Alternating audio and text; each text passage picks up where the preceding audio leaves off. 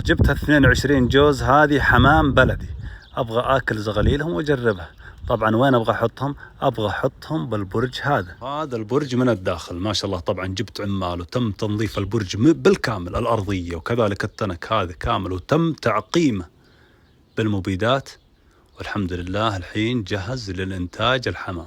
شايفينه ما شاء الله، يمكن يستقبل إلى 600 جوز تقريبا. نحسب من اليوم إلى شهر ونص إن شاء الله أقل حاجة نطلع منهن 15 إلى 17 جوز زغلي.